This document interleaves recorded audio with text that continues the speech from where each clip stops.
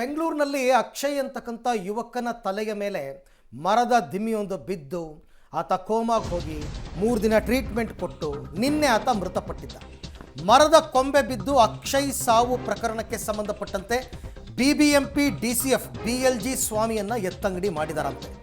ಹುದ್ದೆ ನೀಡದೆ ಎತ್ತಂಗಡಿ ಮಾಡಿದೆ ರಾಜ್ಯ ಸರ್ಕಾರ ಅಂತಕ್ಕಂಥದ್ದು ಈಗಿನ ಅಪ್ಡೇಟ್ಸು. ಬೆಂಗಳೂರು ನಗರಾಭಿವೃದ್ಧಿ ಇಲಾಖೆಗೆ ನೇಮಿಸುವ ಹಕ್ಕನ್ನು ಕೊಟ್ಟಿದೆ ಸರ್ಕಾರ ಅಂತ. ಸ್ವಾಮಿ ಜಾಗಕ್ಕೆ ಚಿಕ್ಕಮಗಳೂರು ಡಿಸಿಎಫ್ ಸುದರ್ಶನ್ ಜಿಕೆ ಅವ್ರನ್ನ ನೇಮಕವನ್ನು ಮಾಡಿದ್ದಾರೆ. ಸ್ವಾಮಿನನ್ನು ಟ್ರಾನ್ಸ್ಫರ್ ಮಾಡಿದ್ದಾರೆ. ಪಾಪ ಇದು ಬಿಡಿ, ನೀವು ಟ್ರಾನ್ಸ್ಫರ್ ಮಾಡೋದು ಬಿಡೋದು ಶಿಕ್ಷೆ ಕೊಡೋದು ಸೆಕೆಂಡ್ರಿ. ಆ ಮರದ ದಿಮ್ಮಿ ಬಿದ್ದ ರಭಸಕ್ಕೆ ಆತನ ತಲೆಬುರುಡೆ 12 ಪೀಸ್ ಆಗಿತ್ತಂತೆ. ಆತ ಯಾವುದೇ ಕಾರಣಕ್ಕೂ ಯಾವುದೇ ಸಂಭವದಲ್ಲೂ ಉಳಿಯೋ ಚಾನ್ಸಸ್ಸೇ ಇರಲಿಲ್ಲ. ಇವ್ರು ಬೇಕು ಅಂತ ಮಾಡ್ಕೊಂಡಿರೋದು, ಬಟ್ ಅದರಲ್ಲೂ ನಿರ್ಲಕ್ಷ್ಯ ತೋರಿದ್ರು. ಪಾಪ ನಿನ್ನೆ ಅವ್ರ ತಂದೆ ಡಯಾಲಿಸಿಸ್ ಮಾಡಿಸ್ಕೊಂಡು ವೀಲ್ ಚೇರ್ನಲ್ಲಿ ಕೂತ್ಕೊಂಡು ಮಗನ ನೋಡಕ್ಕೆ ಬಂದರು. ಅವ್ರು ಬಂದು ಹೋದ 1 ಗಂಟೆಗೆ ಅನೌನ್ಸ್ ಮಾಡಿದ್ರು ಆತ ಬದುಕಿಲ್ಲ ಅಂತ.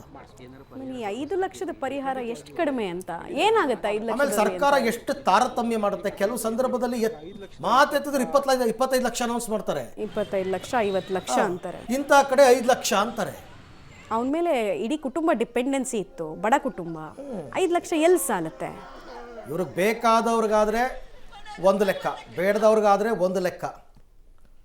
ರೈಟ್, ಈ ಬಗ್ಗೆ ಮತ್ತಷ್ಟು ಮಾಹಿತಿ ನನ್ನ ಕೊಲೀಗ್ ಮಾರುತಿ ಅವರಿಂದ ಪಡ್ಕೊಳ್ಳೋಣ. ಮಾರುತಿ, ಒಂದು ಕಡೆ ಈಗ ಎತ್ತಂಗಡಿ ಅನ್ನೋದು ಅದು ಪಾರ್ಟ್ ಆಫ್ ದಿ ಇನ್ವೆಸ್ಟಿಗೇಷನ್ ಅಂತ ನಾನು ಅನ್ಕೋತೀನಿ ಅಷ್ಟೇ.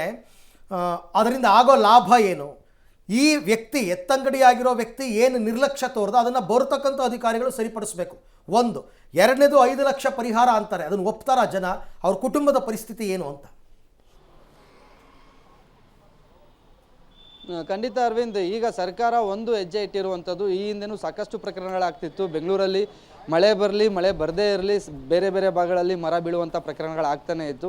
ಇದಕ್ಕೆ ಮುಖ್ಯ ಅಧಿಕಾರಿಯಾಗಿದ್ದಂಥವರು ಸ್ವಾಮಿ ಸಾಕಷ್ಟು ಈ ಕಮಿಷನರ್ಗಳು ಕೂಡ ಮಾತಾಡಿದ್ರು, ಎಲ್ಲೆಲ್ಲಿ ಒಣಗಿದ ಮರ ಇದೆ ಅದನ್ನು ತೆರವು ಮಾಡೋದಕ್ಕೆ ನಾವು ಹೇಳಿದ್ದೀವಿ ಅಂತ.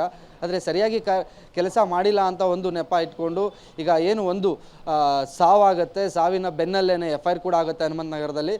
ಹಾಗಾಗಿ ಈಗ ಸ್ವಾಮಿಯವರನ್ನು DF ಆಗಿರುವಂಥ ಸ್ವಾಮಿಯವರನ್ನು ಟ್ರಾನ್ಸ್ಫರ್ ಮಾಡಿರೋದು, ಯಾವುದೇ ಪ್ಲೇಸನ್ನು ನಿಗದಿ ಮಾಡದೆ ಅವರನ್ನು ಆ ಜಾಗದಿಂದ ತೆಗೆದು ಚಿಕ್ಕಮಗಳೂರಲ್ಲಿ ಸುದರ್ಶನ್ ಅಂತ ಏನು ಕೆಲಸ ಮಾಡ್ತಿದ್ರು ಅವರನ್ನು ಈಗ ಆ ಸ್ಥಳಕ್ಕೆ ತಂದಿರುವಂಥದ್ದು. ಮತ್ತೊಂದು ನೀವು ಏನು ಕೇಳಿದ್ರಿ ಪರಿಹಾರ ಅಂತ, BBMP ಹಿಂದೆನೇ ಫಿಕ್ಸ್ ಮಾಡಿಬಿಟ್ಟಿದೆ. ಯಾವುದೇ ಅನಾಹುತ ಆದಾಗ ಅಥವಾ ಅಪಘಾತ ಆದಾಗ BBMP ವಾಹನಗಳಿಗಾಗಿರ್ಬೋದು ಅಥವಾ ಮರ ಬಿದ್ದು ಅಥವಾ ಮಳೆ ಬಂದು ನೀರಲ್ಲಿ ಕೊಚ್ಕೊಂಡು ಇಂಥ ಸಂದರ್ಭದಲ್ಲಿ ಆ ಕುಟುಂಬಕ್ಕೆ 5 ಲಕ್ಷ ಅಂತ ಫಿಕ್ಸ್ ಮಾಡಿಬಿಟ್ಬಿಟ್ಟಿದೆ. ಈ ದುಡ್ಡಲ್ಲಿ ಅವ್ರು ಇಡೀ ಕುಟುಂಬ ಬದುಕಕ್ಕಾಗುತ್ತಾ ಅನ್ನೋಂಥ ಪ್ರಶ್ನೆ ಕಾಡೋದು. ಯಾಕಂದರೆ ಮನೆಗೆ ಡಿಪೆಂಡಬಲ್ ಆಗಿರುವಂಥದ್ದು. ಇಡೀ ಅಕ್ಷಯ್ದೇ ಉದಾಹರಣೆ ತಗೊಳ್ಳೋದ್ರೆ, ಅಕ್ಷಯ್ ಕುಟುಂಬ ನಿಂತಿದ್ದಿದೆ ಅಕ್ಷಯ್ ದುಡಿಮೆ ಮೇಲೆ. ಅಕ್ಷಯ್ ತಂದೆ ಮತ್ತು ಅಜ್ಜಿನ ನೋಡ್ಕೋತಿದ್ದ. ಈತನೇ ಮನೆಯ ಸಂಪೂರ್ಣ ಜವಾಬ್ದಾರಿ ಹೊತ್ತಿದ್ದ. ಈಗ ಮನೇಲಿ ದುಡಿತಿದ್ದಂತಹ ಮಗನೇ ಕಳ್ಕೊಂಡಿರುವಂಥವ್ರಿಗೆ 5 ಲಕ್ಷದಲ್ಲಿ ಪರಿಹಾರ ಸಿಗುತ್ತಾ ಅನ್ನೋಂಥ ಪ್ರಶ್ನೆ ಈಗ ಸಾರ್ವಜನಿಕ ವಲಯದಲ್ಲಿ ಮೂಡ್ತಿರೋದು ಸಹಜವಾಗಿ ಮೂಡ್ತಾ ಇದೆ. ಇದಕ್ಕೆ ಪ್ರಶ್ನೆ ಕೂಡ ಮಾಡ್ತಿದ್ದಾರೆ. ಬೇರೆ ಕಡೆ ಎಲ್ಲೋ ಆದಾಗ ಅಥವಾ ಬೇರೆ ರಾಜ್ಯದಲ್ಲಿ ಯಾರೋ ಆನೆ ಕಾಲು ತುಳಿದಾಗ ಸತ್ತಾಗ 25 ಲಕ್ಷ ಕೊಡುವಂಥ ಸರ್ಕಾರ ಇವರ ಎಡವಟ್ಟಿಗೆ ಪ್ರಾಣ ಕಳ್ಕೊಂಡಿರುವಂತಹ ಕುಟುಂಬಕ್ಕೆ ಬರೀ 5 ಲಕ್ಷ ಪರಿಹಾರ ಸಾಕ ಅನ್ನುವಂತಹ ಪ್ರಶ್ನೆ ಎತ್ತಿರುವಂಥದ್ದು. Arvind, right, thank you Maruti, ತಮ್ಮೆಲ್ಲ ಮಾಹಿತಿಗಾಗಿ ಧನ್ಯವಾದ. ಸರ್ಕಾರಗಳು ಎಲ್ಲರನ್ನೂ ಕೂಡ ಸಾವೇ, ನಿರ್ಲಕ್ಷ್ಯದಿಂದ ಆಗುವ ಸಾವೇ, ಅದು ಆನೆ ಕಾಲು ತುಳಿತಾಗಲಿ, ಮರದ ದಿಮ್ಮಿ ಬೀಳಲಿ ಅಥವಾ ನೀರಲ್ಲಿ ಕೊಚ್ಕೊಂಡು ಹೋಗಲಿ, ನೀವೆಲ್ಲರನ್ನೂ ಒಂದೇ ಥರ ನೋಡಬೇಕು. ಆಮೇಲೆ ಆ ಕುಟುಂಬಕ್ಕೆ ಈಗ ಮೊನ್ನೆ ಕಾಲು ತುಳಿತದಲ್ಲಿ ಮೃತಪಟ್ಟವ್ರಿಗೆ ಅಷ್ಟೆಲ್ಲ ಪರಿಹಾರ ಕೊಟ್ಟರಲ್ಲ. ಕೆಲವ್ರು ಹೇಳ್ತಾ ಇದ್ರು, ನಾನೇ ಕೋಟಿ ಸಂಪಾದನೆ ಮಾಡಿಟ್ಟಿದ್ದೀನಿ, ನನಗೆ ಯಾಕೆ ಅಂತ. ಅಂಥವ್ರಿಗೆ ಬೇಕಾಗಿಲ್ಲ. ನೀವು ನಿಜವಾಗಿ ಯಾರಿಗೆ ಕೊಡಬೇಕು ಅಂಥವ್ರಿಗೆ ಕೊಡಿ, ಬೇಕಾದ್ರೆ ಉಳಿಸ್ಕೊಳ್ಳಿ, ಇಂಥವ್ರಿಗೆ ಕೊಡಿ. ಡಯಾಲಿಸಿಸ್ಗೆ ವಾರಕ್ಕೆ 1000 ರೂಪಾಯಿ ಖರ್ಚಾಗುತ್ತೆ. ನೀವು 5 ಲಕ್ಷ ಕೊಟ್ರೆ ಆ ಕುಟುಂಬ ಬಾಳೋದಾದ್ರೂ ಹೇಗೆ? ಮೊದಲೇ ನೋವಲ್ಲಿರ್ತಾರೆ, ಸ್ವಲ್ಪನಾದ್ರೂ ಕರ್ಟಸಿ ಬೇಕಲ್ವಾ? ಯಾರಪ್ಪ ತೀರ್ಮಾನ ಮಾಡೋದು? BBMP ಅವ್ರು ಫಿಕ್ಸ್ ಮಾಡಿಬಿಟ್ಟಿದಾರಂತೆ.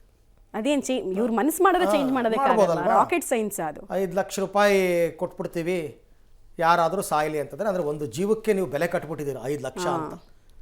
ಅಲ್ಲಿ BMTC ಹರಿದು ಒಬ್ಬ ಸತ್ರು 5 ಲಕ್ಷ, ಇನ್ನೊಂದು 5 ಲಕ್ಷ, ರಾಜ ಕಾಲುವೆ ನೀರಲ್ಲಿ ಹೋದ್ರು 5 ಲಕ್ಷ.